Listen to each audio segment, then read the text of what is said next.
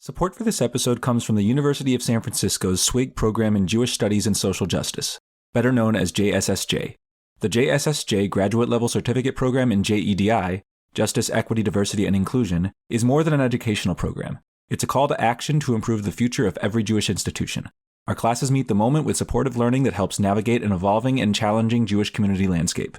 Bring these invaluable skills, tools, and resources to your organization. Applications are accepted on a rolling basis. Apply by January 12th to get in on spring classes before they begin. Just head to usfca.edu/JEDI. This is Judaism Unbound, episode 403. Hey, Alma. Welcome back, everyone. I'm Dan Liebenson. And I'm Lex Rofberg. And today we're thrilled to be kicking off a new series of episodes looking at digital Judaism. Ever since the beginning of Judaism Unbound, we've wrestled with this question of where are we even? It's a question that various people ask us. There are a lot of funders who say, we only fund in our city. Are you located in our city? My body is in Chicago. Lex's body is in Providence. Other members of our team's bodies are located in places ranging from New York to Massachusetts to Ohio to Spain. And who knows where else our future teammates are going to live. Judaism Unbound is fundamentally located online. And I often tell those funders that Judaism Unbound is located in their city as much as it's located anywhere, and that we often reach more people in any given city than most of the organizations in that city. So, in a sense, wherever you are, if you're in the digital Jewish world, it's kind of its own geography.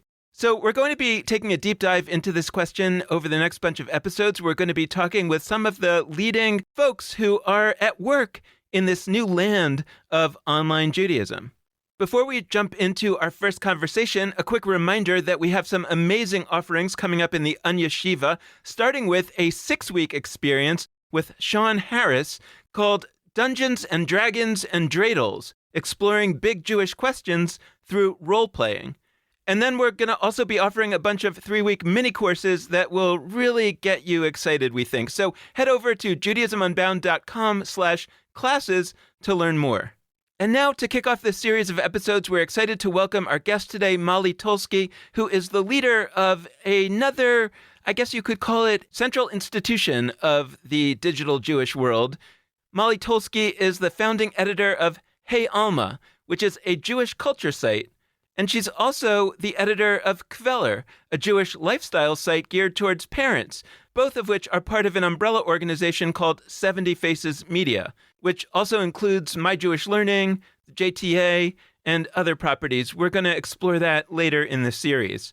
On both Hey Alma and Kveller, Molly Tolsky cultivates a radically inclusive online community and space for people to explore their Jewish identity through the lens of pop culture, art, news, history, and of course, memes.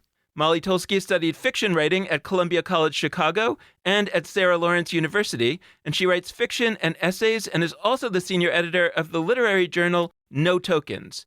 Molly Tolsky, welcome to Judaism Unbound. It's so great to have you. Thanks so much. Happy to be here. Bring us into the early days of the creation of Hey Alma. What was going on that led to this new endeavor?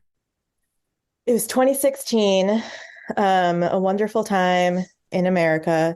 At the time, I was the editor of a website called Kveller.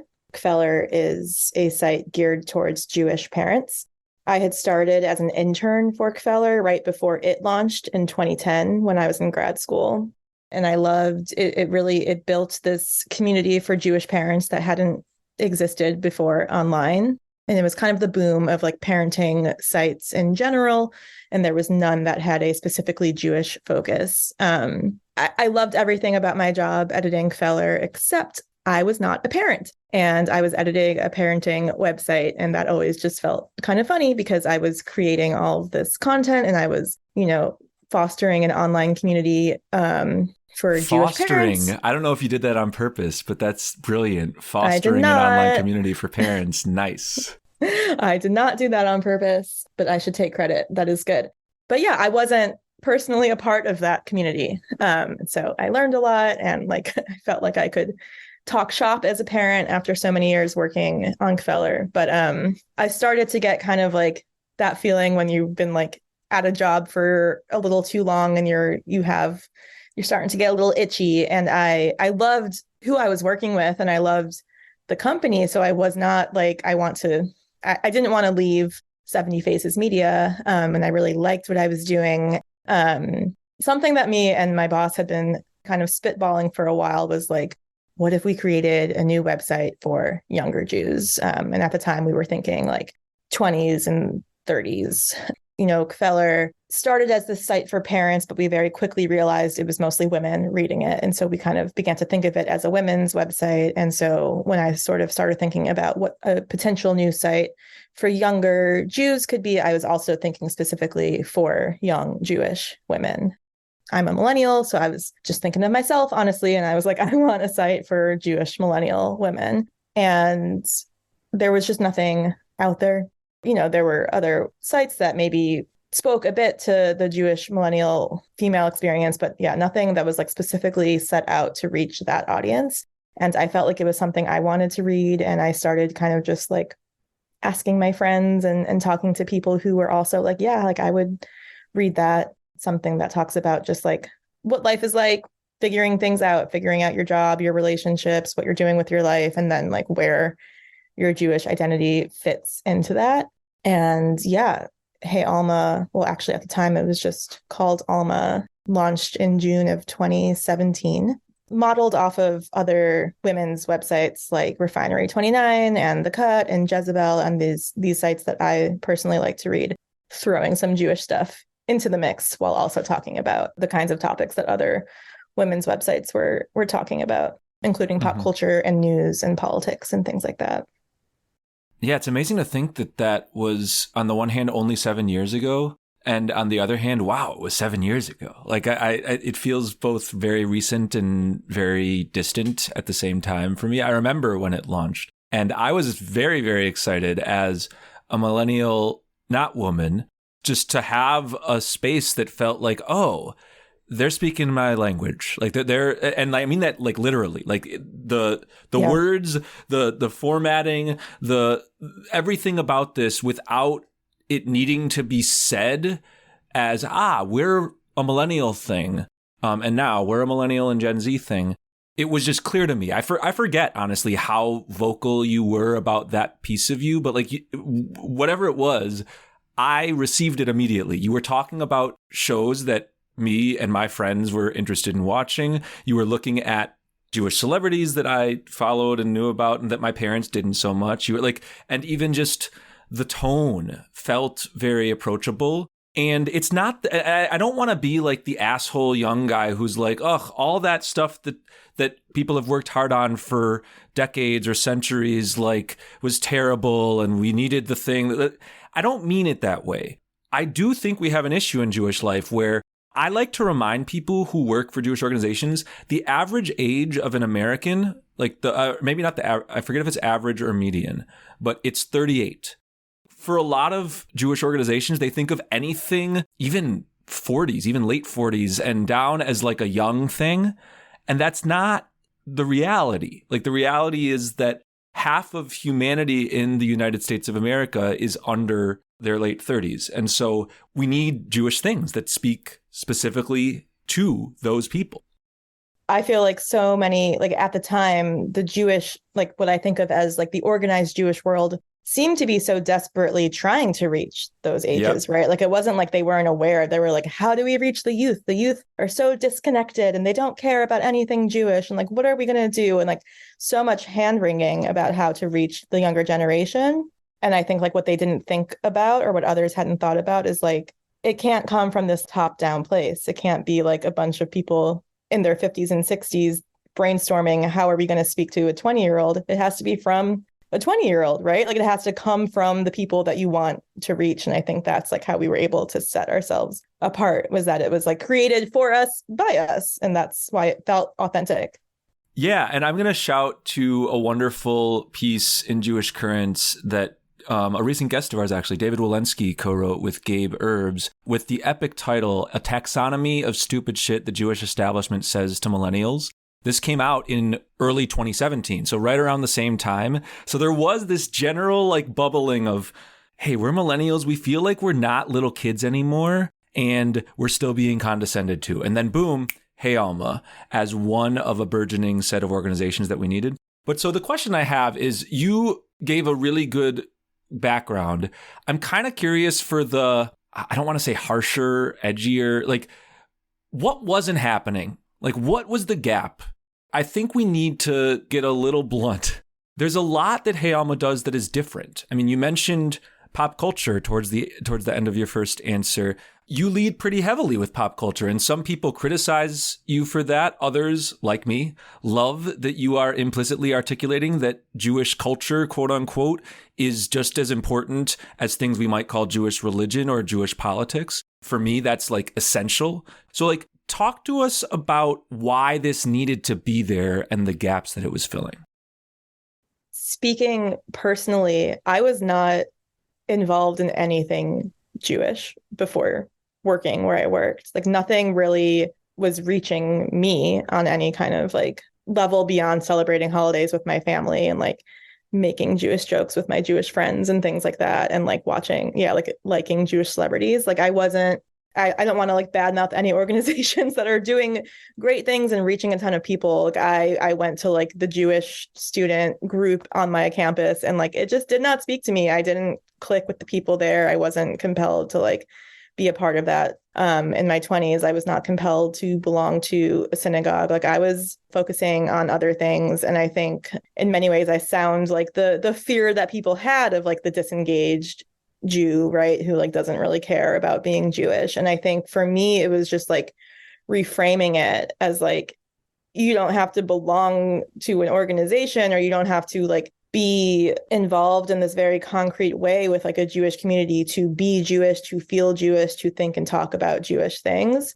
Just thinking back to that time of like, what were the places trying to reach young Jews? Like, I feel like it was really limited. It was like, there's Birthright. Like I went on a Birthright trip. You can go on a 10-day trip to Israel. And then like, okay, most Jewish organizations only wanted to hear one view on Israel and didn't really accept or want to like discuss it in a way that felt authentic and real. There just weren't like places that were speaking to who I was. Like it just, nothing felt like it was coming from an authentic place of like, this is what it's like to be a millennial Jew right now. I don't want to give myself too much credit. Hey Alma has exploded into something much bigger and like broader than I imagined when I was first coming up with it. The things that I think are so core to our mission now weren't at the top of my mind at the time, which is like talking about the diversity in the Jewish community and making sure that like people are aware that there is not one way to look or think or act Jewish, and like raising like marginalized voices within the Jewish community to the forefront, and like all of these things that I think Hey Alma has done such an amazing job of doing, and that has had a big effect on the wider Jewish community. I didn't have this like grand vision. It was more like, I want to meet other Jews and like hear from other Jews, and like, let's start an Instagram account, let's start a website, let's start a Twitter, and just like see what happens. I mean, it's funny that we're having this conversation because it puts me in the mind of the conversations that we were having at the beginning in the first year of Judaism Unbound, which was 2016. We're twins, I guess. Like, I don't know, fraternal? Yeah. But we were talking to folks like David Siegelman at Moishe House and stuff like that. And what was coming up was that the power of people building for themselves. Exactly what you're saying, for making it possible. In this case, it happened to be young people, and it's often young people because young people often don't have the resources or the power to do it on their own. So it becomes remarkable when it happens. But it's not just about young people. It's about any kind of people, that there's power in saying, those folks can build what they need, give them the resources with which to do that, and then see what happens. And it seems like that is a pathway that often works out, and not only works out, just as you're saying, it not only works out that it turns out to be a good thing, but it actually goes off in a different direction, an unexpected direction. Maybe a direction, by the way, folks who are, gatekeeping out there, it might actually go in the direction that you eventually like, but it may have to start somewhere that you don't understand. And that's an interesting phenomenon. I'm wondering why, when you were launching this thing, you called it Alma And then also why it has evolved into Hey Alma. Yeah. When I was like in that planning, brainstorming phase, and I was like, okay, this is a site for Jewish millennial women. I need a name. Can't be like the letter J in front of another word. Like it has to be not that, anything but that. Thank you for that. Like, fun fact, we originally wanted to call this podcast Udiism Unbound and then just decided to put a J in front of it. So Yes. Brilliant.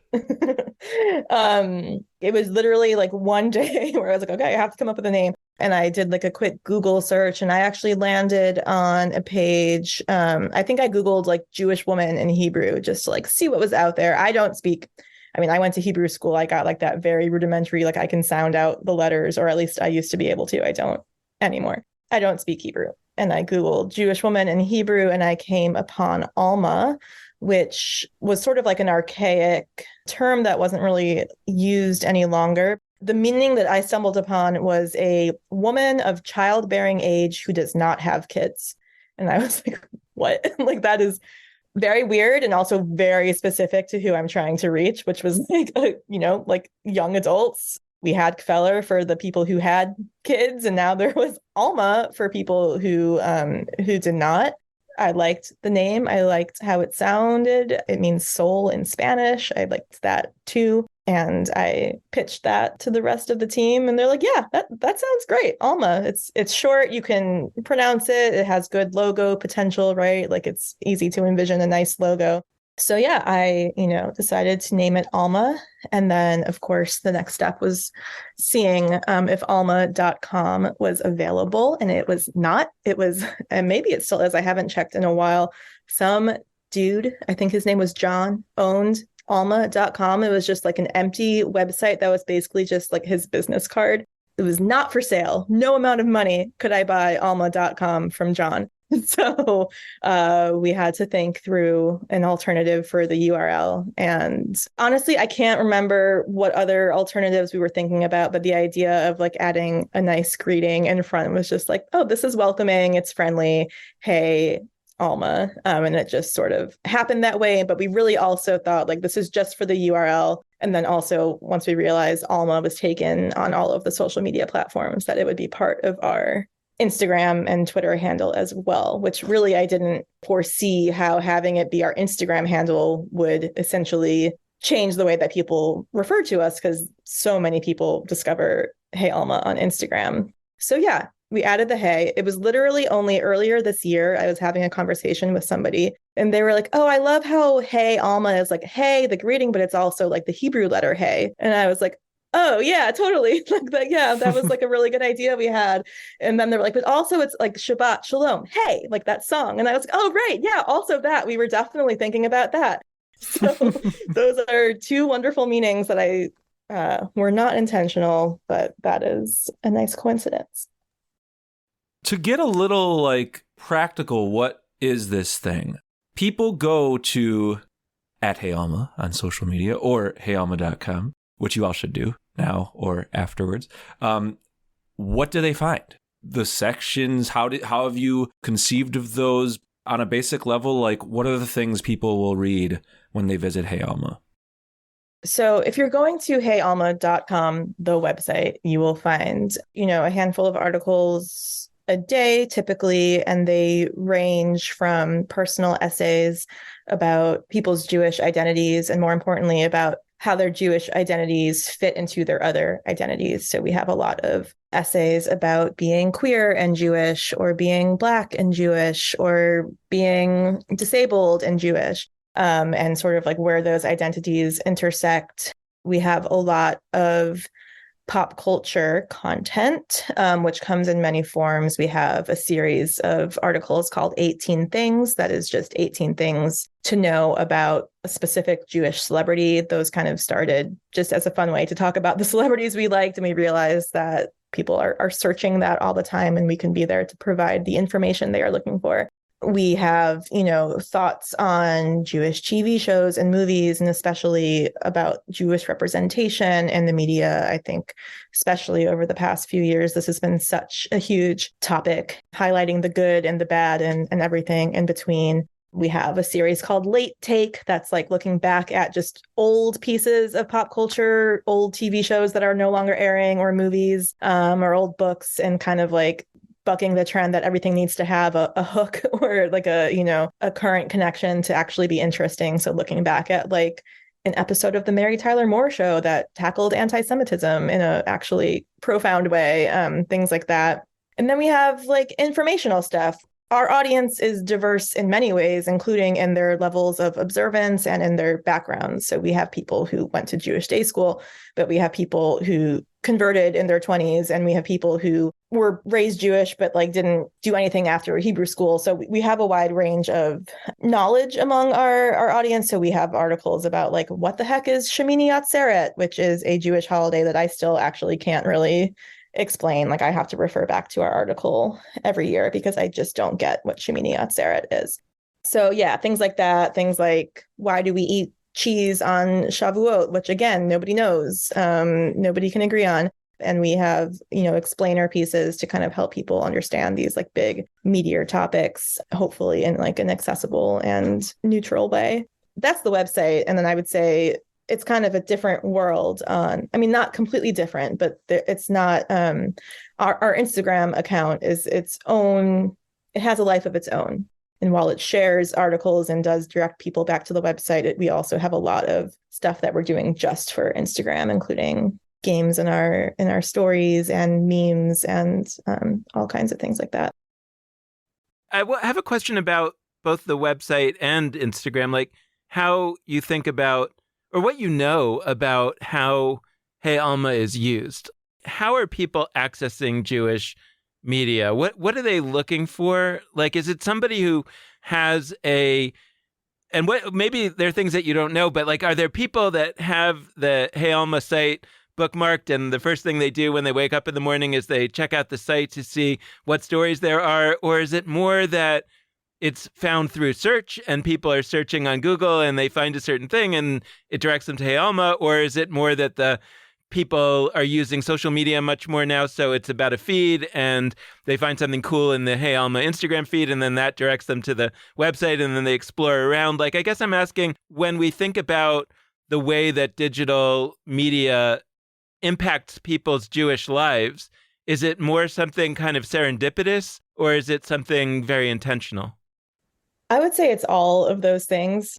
We have an audience team that tracks these things, that looks at data and looks at how people are discovering us and coming to our website and our socials. And yeah, it really is a mix. So like I would say I like to think there's like a really large amount of people out there who do wake up every morning and go directly to heyalma.com and then like check their texts from their mom or whatever. But it kind of varies, and it's interesting if you're into like data, to see how it varies month to month. Some months it's like the majority of our traffic came from social. And that's because we had like one really big social hit, whether that was shared on a big Facebook page or, Instagram doesn't really drive a lot of traffic to the website, but we might have a really big hit on Instagram, specifically like a video that does really well, that gets 1 million views.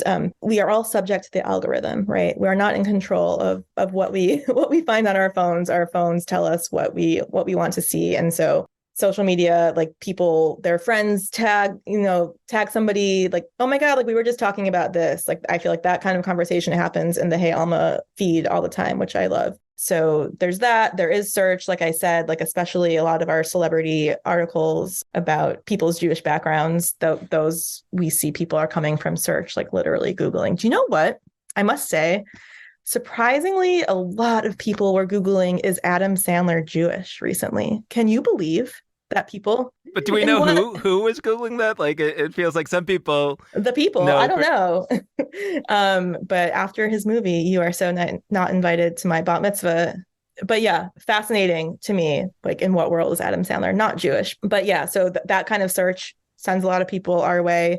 We have a newsletter, like we consider like newsletter subscribers real like core audience members, right? Like they're opting to get our newsletter in their inbox a couple of times a week.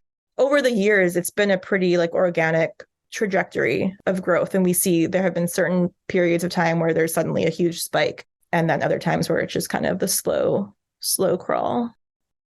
So I guess I'm curious, like, about you're speculating a little bit about, a Jewish future that comes out of what you're finding at Hey Alma. Is it just kind of like creating more and more content so that people will stumble across it, that the algorithm will have enough material to give it to people, as opposed to the world that we've inherited, which is very much one that's your Judaism happens in this particular institution and you are a member of that institution. And the way that your Judaism gets amplified is the more members the institution has, the more resources it has, and they can provide more, but you have to sort of come and get it. What is an alternative Jewish world that's kind of rich, but very different from the way that people think about what a Jewish world looks like? I feel like that's where we're heading, and I'm looking for a little bit of a guide to that land. Yeah, something we kind of like very clearly set out when we were beginning Hey Alma was that like our mission is not for people to discover Hey Alma so that they ultimately will go do something Jewish in their quote, I'm doing air quotes, real life. We are not saying that our purpose for Hey Alma is that somebody will, stumble upon a meme about Yom Kippur and then decide, you know what, this year I'm going to fast because Hey Alma inspired me. If that happens, if our content inspires somebody to do something differently in their Jewish life, we're really happy for that. But we actually see interaction and engagement that's happening on Hey Alma, on the website or on social media as like end game. Like that is a Jewish community. That is a form of deep Jewish engagement.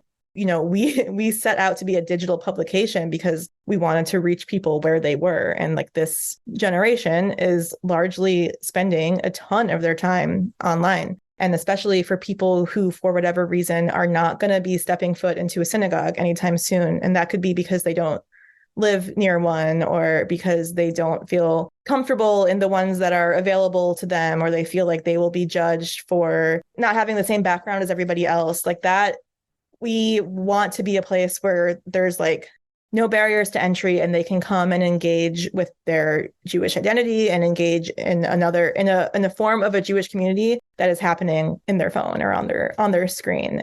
I really do believe that is a form of Jewish community. And that is, I'm going to do the quotes again, real life. Like real life is online. Like that is where so much is happening and it's not a negative thing. And like people, certainly there's a lot to be said about like wanting interactions in physical spaces. And we have dabbled a little bit in that, but still our main mission is to really engage people with where they are and make them feel they are part of something without having to go somewhere else where they're not likely to go. I really appreciate that. I mean, the way you're using quote real life, I kind of abolished the term real life from my vocabulary a few years ago as I realized, I work for a digital Jewish organization. And like at first I thought that was like where I happened to work. And then I realized like, imperative to my job is actually sort of advocacy for a Jewish community that I hadn't been thinking of myself as being an inhabitant of, being an employee of. But I began thinking of myself as an employee that like serves the digital Jewish community in the way that somebody who works for the Jewish Federation of, whatever city serves Jews in that city. And that really cracked something open for me, because when we say real life, and I'm saying this not to disagree with you because you specifically put it in quotes. When we say real life, and what we mean by that is life not intermediated by devices, we imply that all we can do with those devices is sort of, vicarious. It's like not like a primary source, it's a secondary source. It's like talking about a thing as opposed to doing a thing. And it's not true. I know it's not true. I feel it's not true when I'm in digital spaces. Sometimes in like a Zoom space where we can literally see other people, but honestly, not only those. When I engage with a Hey Alma article, which I do very often, it's become super critical to my life and beautiful in my life that I can watch You Are So Not Invited to My Bat Mitzvah, and I can say, oh man, there's going to be, not for that movie, there's going to be multiple Hey Alma pieces probably. So many. But like the real life, I want to sit in that. We're talking to each other in Zoom as we record this, and we're also right now living in people's podcast apps and they're listening to us. I would say that in a sense, you folks listening and us are actually having a real interaction. Now, I'm not going to say it's the same kind of interaction as offline, but people come up to me if I'm at a conference or something. And, this is a privilege. It's awesome that Judaism Unbound has become known. But they say to me, like, Lex, I feel like I know you. We're just meeting for the first time, but I feel like I know you. And I always respond to them, you do.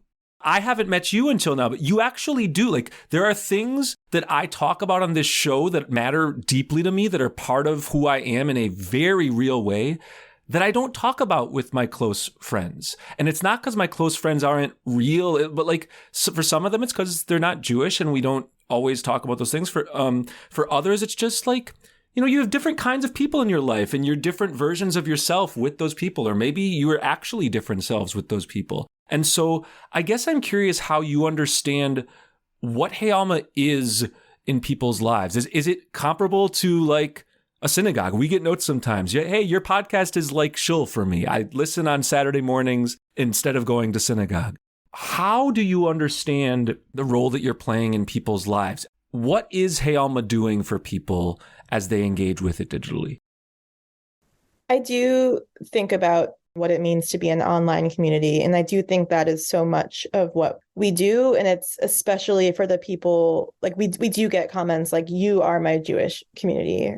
I can't remember if we've gotten like, you are our synagogue, but like you are our Jewish community, and that like I don't belong to a different Jewish community in my town or at my school. Like I engage with my Jewish identity with Hey Alma. Part of that is like, I think specifically on our Instagram account, right? Like in the comments, like certain posts especially get tons of comments, and it's not just people writing one-off things. It's like deep, thoughtful comments that then have like 20 responses to those responses. And like, so there is it's a Talmud. Yeah, there is real engagement there and real interaction. And people are talking with each other and talking with people that they would have never connected with before. So in that way, I do really feel like it's a community. And then I think on a more maybe private level, it's this like idea of feeling seen by something for the first time when you haven't really felt seen in that way before. And those are like some of my favorite comments. An article about somebody's super specific experience, right? Like it's always the most specific essays about, discovering that they had Jewish DNA later in life, and then like going on this path of like tracking down their Jewish ancestors and coming into their Jewish identity through that, or being Puerto Rican and Jewish and like learning how to bake something that incorporates both cultures, like these really specific experiences that then the comments are either people who like happen to have the exact same experience. And it's like, whoa, like I can't believe somebody else out there is like me, or people who don't have the same exact experience, but recognize something in that experience. And like, I think about this a lot, like coming from a writing background, I think something that writing professors always drilled down into me was like, in specificity is universality. So like the more specific you get, the story becomes much more universal because people can start to recognize the parallels in their own lives.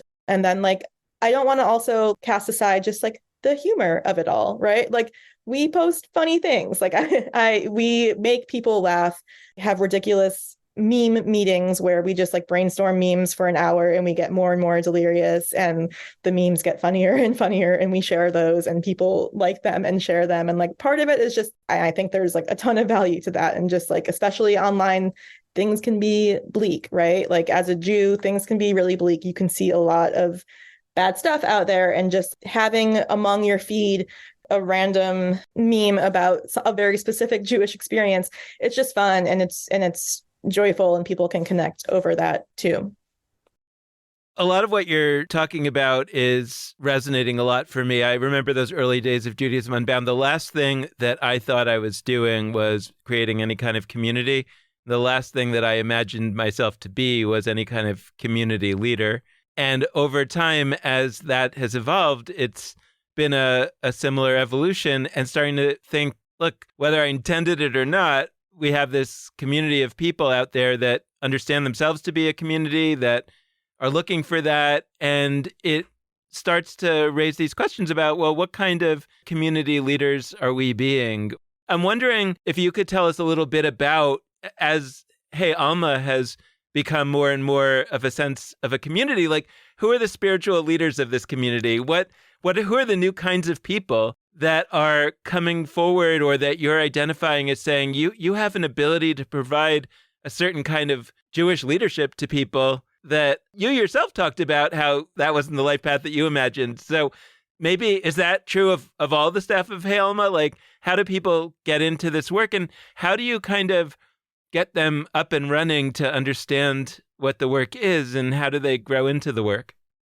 Yeah, I think it's both the Hey Alma staff, which is a pretty small team, and also the freelance writers that write for us, which is a much bigger, we have had hundreds of contributors over the years that really are, have become the voice of Hey Alma in many ways. And I think through especially having that roster of contributors, it comes down to like not one voice, that it's not one voice that we are uplifting and saying like, this is, who's leading the pack here. It's like there are so many people out there who we have never heard from before, because they aren't up there on the bima in synagogues, or they aren't leading Jewish community organizations. And I mean, I think that's changed a lot in recent years, but people from those marginalized communities within the Jewish world, Jews of color, Sephardic and Mizrahi Jews, queer Jews, like people who just have never been given that much of a platform before. And also just, I would throw young Jews into that mix too. Like,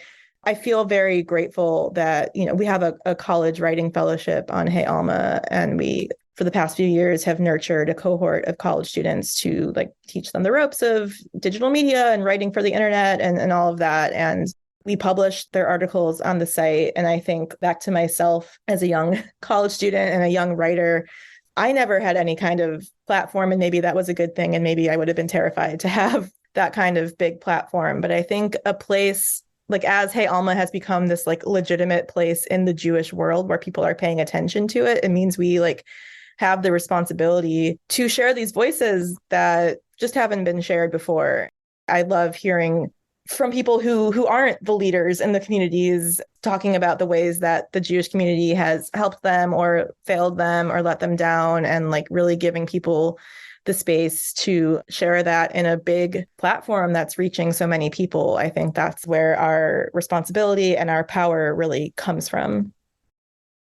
So here and there, Dan frames these wonderful questions where he has us like inhabit the mindset of the early rabbis. And he talks about how like, oh, if we were talking about this newfangled idea of like 3 times a day prayer, and this newfangled notion of like Judaism centered on long form arguments in written textual form, like the folks who were doing sacrifices at the temples, they'd be like, what? Why?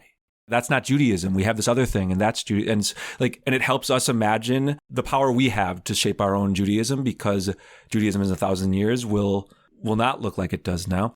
I want to flash us to an earlier moment. I want to flash us to like, let's say when the Book of Esther dropped. So this new story that we now understand as the Book of Esther and is tied to the celebration of Purim drops. At the time, 2,400 years ago-ish, that would have been pop culture.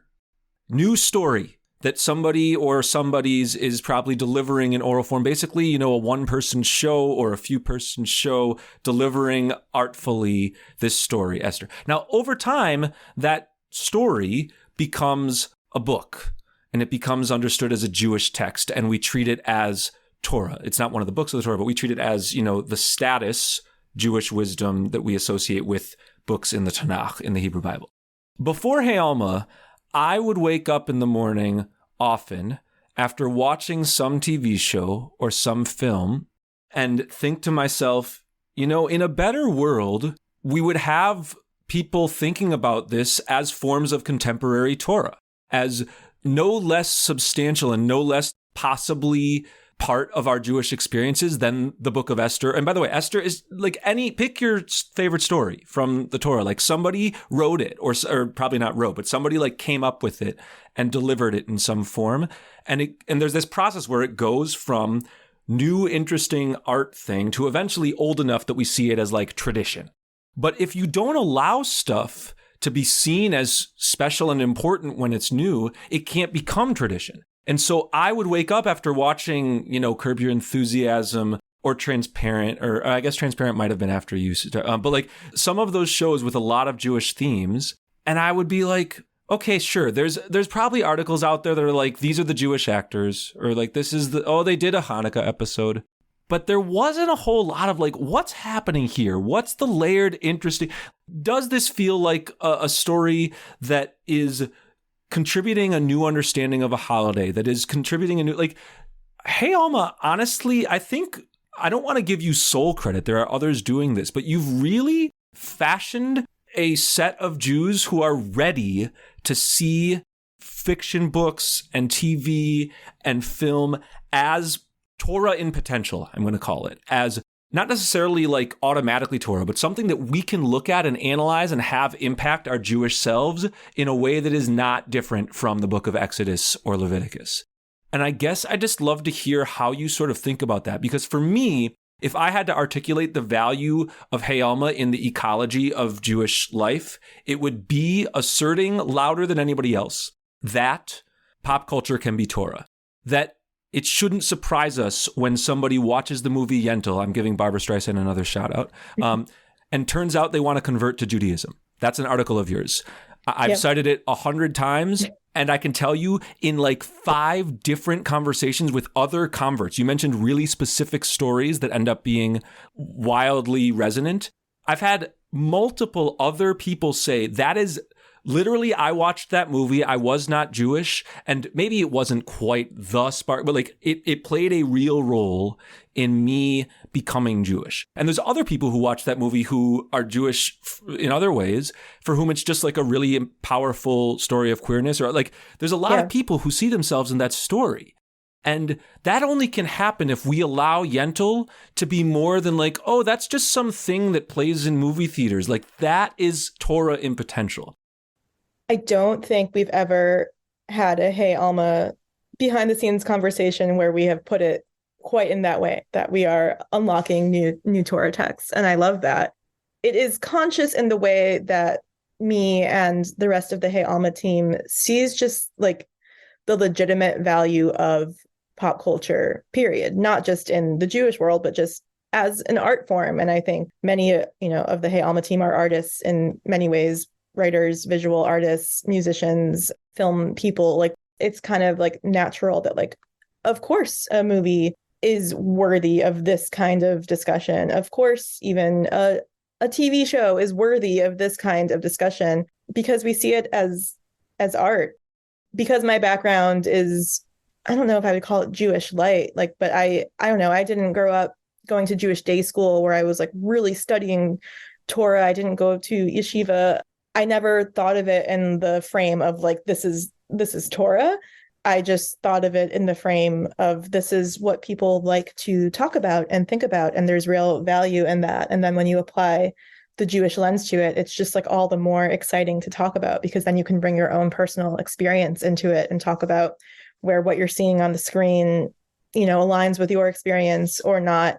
But yeah, it just kind of, I don't know. It's one of those things where I feel like when you step back and you put it in those terms, it's like, wow, that is really important what we're doing. It didn't feel, there wasn't a moment where we're like, we need to do this important task. It was more just like, this is what we want to talk about. And it's validating to hear that. And I ever since you brought up the Book of Esther, I've just been thinking about like how we would have, we have memed the Book of Esther, but just like all the jokes we would have made and all of the articles, 18 things to know about Vashti. I love that framing.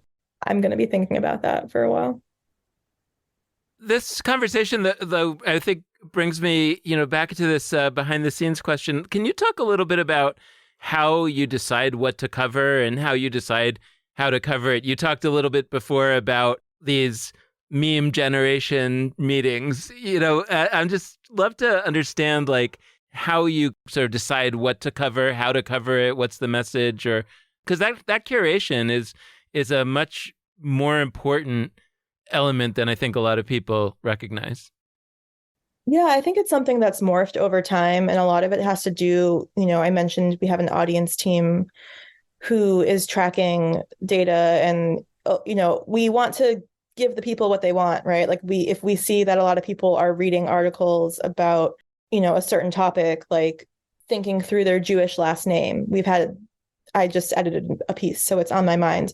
We've had a number of pieces about people kind of grappling with their name, changing their first name or keeping their last name, and like how it's tied to their Jewish identity. And we see every time we do an article like that, it really resonates with people, and people want to talk about their own experience. So that's like a very specific example of something where I wouldn't have necessarily, when I was plotting out Hey Alma, like we will have a section on names, like that wasn't in my mind, but we do one, we see that people enjoy it, we do more. So a lot of our curation comes from just following what our audience is engaging with. The social media stuff, the meme stuff, is really just kind of wanting to be relevant and part of the conversations that are happening. So, we're on our phones all the time. We're seeing what memes are trending or what shows people are talking about. Or, at this point, we just think in memes, like we just talk in memes. Like it's such a natural thing that happens, where you can just kind of identify a screenshot from a movie or a TV show and be like, oh, we can meme that. We can,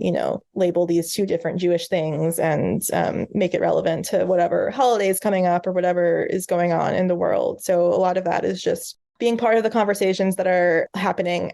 And then, always just listening to our audience and seeing what they like, what they don't, what makes them angry. Sometimes we know something we do will make them angry, and sometimes we're okay with that.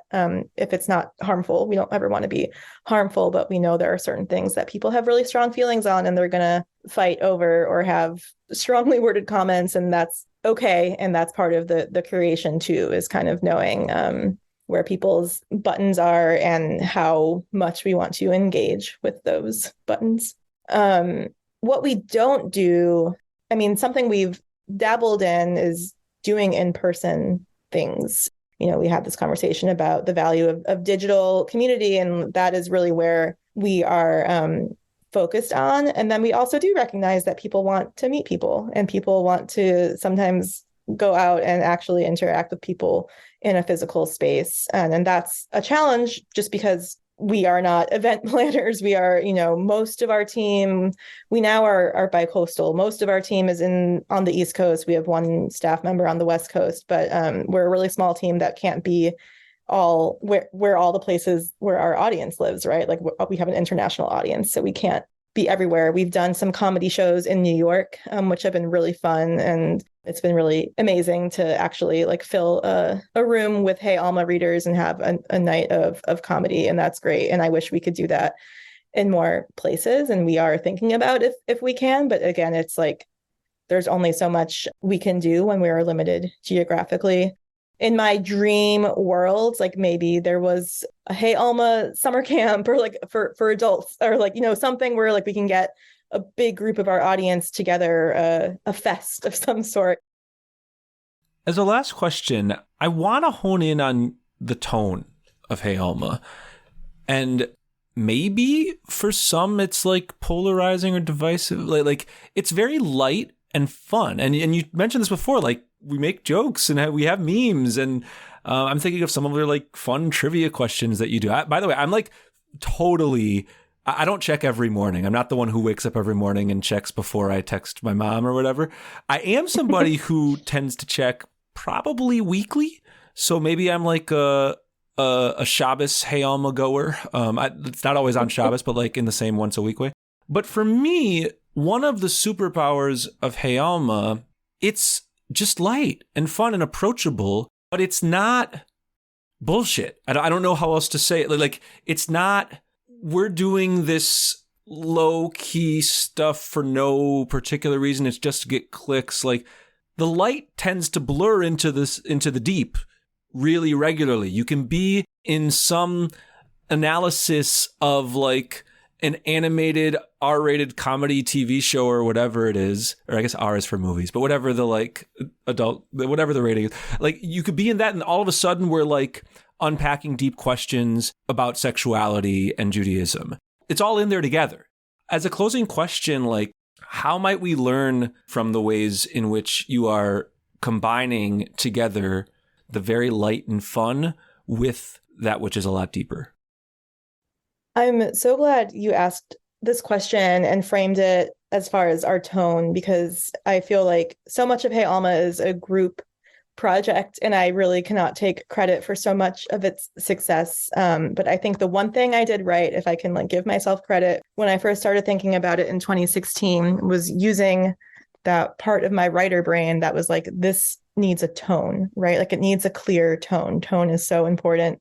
I wanted the tone to be how people talk, just how people in their everyday lives talk with each other, how friends talk with each other. I'm sure the conversations with your friends vary wildly from being ridiculous and silly and funny to serious and meaningful. And, I think about this is such a weird phrase. I think about the best funerals I've ever been to, where somebody's giving a eulogy that's like so funny and people are laughing and then they're crying a minute later because it takes that turn to the serious. And that's life. And I feel like that's especially Jewish life, right? Like, what is Judaism if not finding the humor in the darkness, gallows humor and things like that. And I think most humans, but maybe Jews especially, have this amazing capability to hold on to two things at once, to see the serious and the lighthearted at the same time, and to be able to kind of seamlessly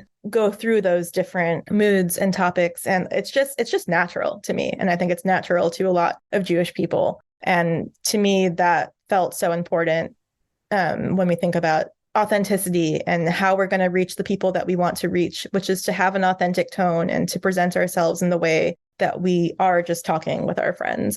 And I think as far as what people can take away from that, what the lesson is, it is just like to have that authentic voice, right? To not try to be something or someone that you're not, but to come at it from a really natural place, and to also not talk down to people or assume that people can't grapple with really serious things and funny things in the same space, that there is room for talk about politics and pop culture at once, that young people are capable of being very funny and very serious and all of the places in between.